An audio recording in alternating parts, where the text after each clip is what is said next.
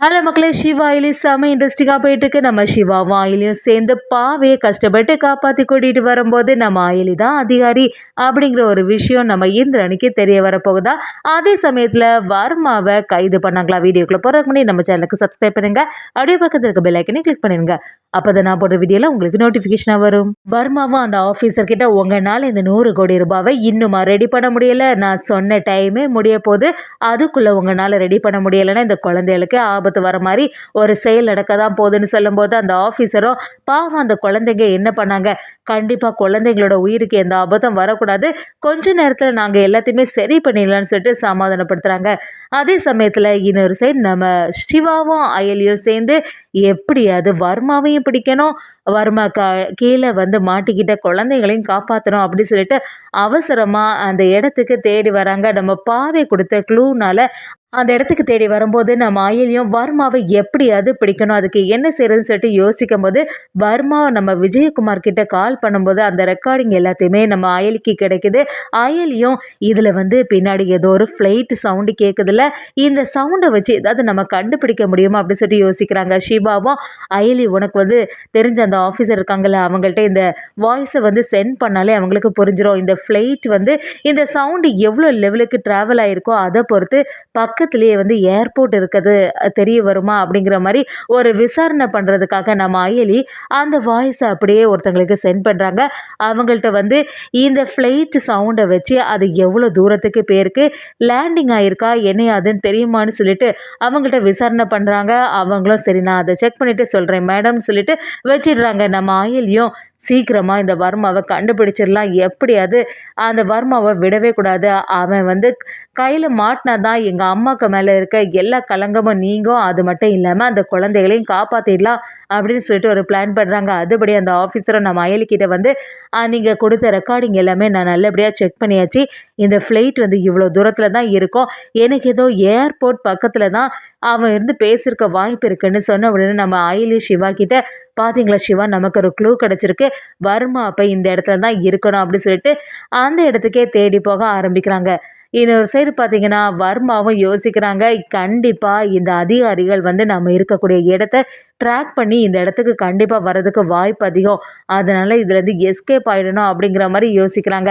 அதுபடியே வர்மா ஏற்கனவே பிளான் பண்ணி அவங்க வரக்கூடிய இடத்துல ஒரு கம்பி வேலியெல்லாம் போட்டு வச்சு இந்த வழியாக அந்த அதிகாரிகள் வந்தால் கண்டிப்பாக வந்து மாட்டிடுவாங்க அப்படின்னு சொல்லிட்டு வர்மா ஒரு பிளானில் இருக்காங்க. இது தெரியாமல் நம்ம சிவாவும் அயலியும் கரெக்டாக பைக் எடுத்துகிட்டு அந்த வழியாக வரும்போது பைக்கும் பஞ்சர் ஆகிடுது. அதை கவனித்த சிவாவும் இது என்ன செய்கிறது அயலி, திடீர்னு இப்படி இந்த பஞ்சர் ஆகணும்னு சொல்லிட்டு கீழே கவனிக்கிறாங்க. அங்கே எல்லாம் கம்பியாக இருக்குது. அதை பார்த்து நம்ம அயலியும் இது வந்து கண்டிப்பாக வர்மாவோட திட்டமாக தான் இருக்கும், பாருங்க நமக்கு பைக் இப்படி ஆகிட்டு இந்த சமயம் பார்த்து நம்ம எப்படி வர்மாவை பிடிக்க முடியும், இப்போ என்ன செய்யறது அப்படி சொல்லிட்டு யோசிக்கும் போது நம்ம சிவாவும் எனக்கு ஏதோ வர்மாவை பிடிக்கிறத விட அந்த குழந்தைகளை காப்பாற்றுறது தான் ஃபஸ்ட்டு விளையாட்டு தோணுது, அந்த குழந்தைங்களோட உயிருக்கு எந்த ஆபத்தும் வரக்கூடாது, அதில் நம்ம பாவை வேற இருக்கா அப்படி சொல்லும்போது நம்ம அயலியை நீங்கள் சொல்கிறது சரியாக தான் இருக்குது சிவா, இப்போவே குழந்தைங்க இருக்கக்கூடிய இடத்துக்கு போகலாம், வர்மாவை கைது பண்ணுறதெல்லாம் ரெண்டாவது பார்த்துக்கலாம் அப்படிங்கிற மாதிரி ஒரு பிளானில் இருக்காங்க. இன்னொரு சைடு வர்மா எப்படியாவது போட்டில் எஸ்கேப் ஆகிடலான்னு சொல்லிட்டு ஒரு வேலை பண்ணால் அந்த ஆட்களும் நம்ம வர்மா கிட்ட ஃபோன் பண்ணுறாங்க, என்ன இங்கே வருவேன்னு சொன்னீங்க இன்னும் ஆளை காணலையே அப்படி சொல்லும்போது வர்மாவும் நான் அந்த இடத்துல எப்படியுமே இந்த அதிகாரிகள் எல்லாம் என்னை ட்ராக் பண்ணி கண்டுபிடிச்சி என்னை கைது பண்ணிடுவாங்க, அதுக்காக தான் ஒரு திட்டத்தை நான் போட்டேன், அவங்களுக்கு எப்படி இந்த இன்ஃபர்மேஷன்லாம் இப்போ தெரிய ஆரம்பிச்சிருக்கோம், அந்த சைடு நான் வந்தேன்னா கண்டிப்பாக மாட்டிடுவேன், எப்படியாவது போட்டில் எஸ்கேப் ஆகி அந்த வேறு இடத்துக்கு மாறிடலான்னு பார்த்தேன், ஆனால் இந்த சவுண்ட் இதெல்லாம் வச்சு கண்டிப்பாக அந்த ஏடியும் அந்த அதிகாரிகளும் கண்டுபிடிச்சிருப்பாங்க, அதனால எல்லா பிளானும் கேன்சல், இனிமேல் அந்த சைடு நான் வர போகிறதில்ல, அதோடு இல்லாமல் நான் கொடுக்கக்கூடிய டைமே முடிய போகுது, அதனால் அந்த குழந்தைகளுக்கும் ஆபத்து வர மாதிரி ஒரு செயலை பண்ணிட வேண்டியதான் சொல்லிட்டு வர்மாவும் அந்த ஜானுக்கிட்ட ஃபோன் பண்ணி அந்த விஷயத்த சொல்ல ஆரம்பிக்கிறாங்க. டே குழந்தைகளெல்லாம் அவங்கள்ட்ட தானே பத்திரமா இருக்காங்க, நான் சொல்கிற டைமில் ஒவ்வொரு விஷயத்தையும் செய்து அவங்கள பார்சலாக வீட்டுக்கு அனுப்பிடணும் அப்படிங்கிற மாதிரி ஒரு பிளானை போடுறாங்க.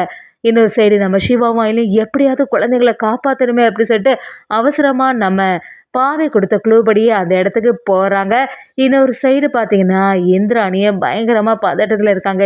எப்படியாவது பாவைக்கு எந்த ஆபத்துமே வரக்கூடாது அப்படின்னு சொல்லிட்டு இருக்கும்போது நம்ம செல்வன் ஆகியும் ரித்திகாவும் இந்திராணி கிட்ட போய் இந்திராணி எதுக்காக கவலைப்படாதா, அதான் அதிகாரிகள் எல்லார்கிட்டயுமே நம்ம சொல்லியிருக்கோம்ல, அதில் வேற சிவா எல்லாரும் சேர்ந்து போயிருக்காங்கல்ல, கண்டிப்பாக பாவையை காப்பாற்றிடுவாங்க, நீ எதுக்குமே வருத்தப்படாத அப்படி சொல்லும்போது நம்ம இந்திராணி கலக்கத்தோட நான் எப்படி வருத்தப்படாமல் இருக்க முடியும் சித்தி, பாவம் பாவை அவளுக்கு பேசக்கூட வராது, யார்கிட்ட மாட்டிக்கிட்டு என்ன பண்ணிட்டு இருக்காளோ பாவம், எப்படியாவது அவளை காப்பாற்றணும் அப்படிங்கிற ஒரு பதட்டத்தோட இந்திராணி இருந்துட்டு இருக்காங்க.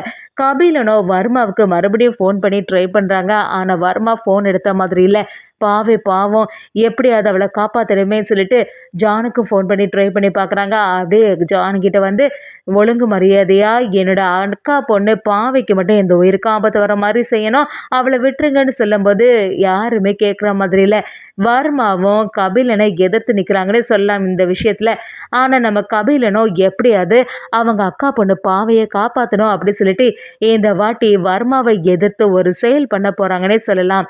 இன்னொரு சைடு பார்த்தீங்கன்னா நம்ம சிவாவும் ஆயிலையும் செம மாதம் அந்த இடத்துக்கு ரீச் ஆகுறாங்க. அதே இடத்துல பாவைக்கு அந்த குழந்தைங்க எல்லாருக்கும் ஆபத்து வர மாதிரி அங்கே உள்ள ரவுடி கும்பல் எல்லாரும் சேர்ந்து ஒரு வேலையை செய்யும் போது கரெக்டான சமயத்தில் நம்ம சிவாவும் அயலியும் சேர்ந்து அதை தடுத்து நிறுத்திட்டாங்கன்னே சொல்லலாம். நம்ம பாவையை அப்படியே காப்பாற்றி கூட்டிகிட்டு வராங்க. அந்த ஹையர் ஆஃபீஸர்கிட்ட இதெல்லாம் சொல்ல ஆரம்பிக்கிறாங்க. நீங்கள் சொன்ன மாதிரியே குழந்தைங்களுக்கு எந்த ஆபத்தும் இல்லை, ஆனால் ஒரே ஒரு பிரச்சனை ஆகிட்டு அந்த வர்மா வந்து குழந்தைங்க இருக்கக்கூடிய இடத்துல இல்லை, வேற ஒரு இடத்துல இருந்து எஸ்கேப் ஆகிறதுக்கு ட்ரை பண்ணியிருக்கா. அந்த வர்மாவை எங்கனால கண்டுபிடிக்க முடியலை அப்படி சொன்ன உடனே அந்த ஆஃபீஸரும் நம்ம அயலிக்கிட்ட சரி அயலி அதை நினச்சலாம் நீ வருத்தப்படாத, இப்போதைக்கு குழந்தையோட உயிர் தான் நம்ம முக்கியம், எத்தனை குழந்தைங்களோட உயிர் ஆபத்தில் இருந்திருக்கு, அதனால அந்த வர்மாவை நினச்சி நீ வருத்தப்படாத, இன்னைக்கு இல்லாட்டாலும் என்னைக்காவது அந்த வர்மாவை நம்ம கண்டுபிடிச்சு கைது செய்திடலாம், குழந்தைங்க நல்லபடியாக தானே இருக்காங்க அப்படி கேட்கும்போது நம்ம அயலியும் ஆமாம் சார் குழந்தைங்களுக்கு எந்த ஆபத்தும் இல்லை, நம்ம சொன்ன மாதிரி சொன்ன டைமுக்கு குழந்தைங்களை காப்பாற்றிட்டு எந்த பிரச்சனையும் இல்லைன்னு சொல்லும்போது இப்போ தான் அந்த ஹையர் ஆஃபீஸருக்கும் கொஞ்சம் நிம்மதியாச்சு. அதே சமயத்தில் நம்ம இந்திராணியும் சிவா கிட்ட சிவா என்னாச்சு, பாவை கிடச்சிட்டாலா, பாவைக்கு எந்த ஆபத்தும் இல்லையே அப்படி சொல்லிட்டு விசாரணை பண்ணும்போது நம்ம சிவாவும் ஆமாக்கா பாவை இப்போ எங்கள் கூட தான் இருக்கா, அவளுக்கு எந்த ஆபத்தும் இல்லை, நல்லபடியாக தான் இருக்கா, இப்போவே நாங்கள் அவளை வீட்டுக்கு கூட்டிகிட்டு வரோங்கன்னு சொல்லிட்டு நம்ம சிவாவும் அயலியும் சேர்ந்து நம்ம பாவையை வீட்டுக்கு அழைச்சிட்டு வராங்க. பாவைக்கு ஏற்கனவே நம்ம சிவாவும் அயலியும் ஒரு அதிகாரி அப்படிங்கிற ஒரு விஷயம் தெரிய வரப்போகுது. நம்ம அயலியும் பாவைக்கிட்ட பாவை நான் வந்து ஒரு அதிகாரி, உன்னை நான் தான் காப்பாற்றினேன் அப்படிங்கிற ஒரு விஷயத்தை பற்றி நீ கண்டிப்பாக உண்ட அம்மா இந்திராணிக்கிட்ட சொல்லவே கூடாது சொல்லிட்டு நான் அயலி சொல்லும்போது பாவையும் சரி நான் எதுவுமே சொல்ல மாட்டேன் அயலின்னு சொல்கிறாங்க. அயலியும் சிவாவும் சேர்ந்து பாவையை காப்பாற்றி அப்படியே வீட்டுக்கே கூட்டிகிட்டு வராங்க. இந்திராணி பாவையை பார்த்தோன்னே கட்டி அணைச்சி பாவை நான் ரொம்பவே பயந்துட்டேன், உனக்கு ஏதாவது ஆபத்து வந்துருமோன்னு சொல்லிட்டு டென்ஷனாக இருந்தேன், இப்போ தான் எனக்கு நிம்மதியாச்சு அப்படி சொல்லிட்டு நம்ம சிவாவோட கையை பிடிச்சி நீ வந்து எனக்கு பாவையை காப்பாற்றி எனக்கு ஒரு பெரிய உதவி செய்திருக்கா, ரொம்பவே நன்றிடா அப்படி சொல்லும்போது நம்ம சிவாவும் என்னக்கா பேசிகிட்டு இருக்கீங்க, பாவையை வந்து என்னோட அக்கா பொண்ணு அப்படிப்பட்டவளை நான் வந்து காப்பாற்றவன் விடுவேனா அப்படிங்கிற மாதிரி நம்ம சிவாவும் இந்திராணியும் அன்பு பொழிகிறாங்கன்னே சொல்லலாம். அதே சமயத்தில் இதை பார்த்துட்டு இருந்த கபிலன் பயங்கரமாக டென்ஷன் ஆகிறாங்க. ஒரு கட்டத்தில் நம்ம பாவையை இந்திராணிக்கிட்ட அயலி பற்றின உண்மைகள்லாம் சொல்ல போகிறாங்க. அயலி அதிகாரி அப்படிங்கிற ஒரு விஷயத்த நம்ம இந்திராணி பாவை மூலமாக தெரிஞ்சுக்க போகிறாங்கன்னு சொல்லலாம்.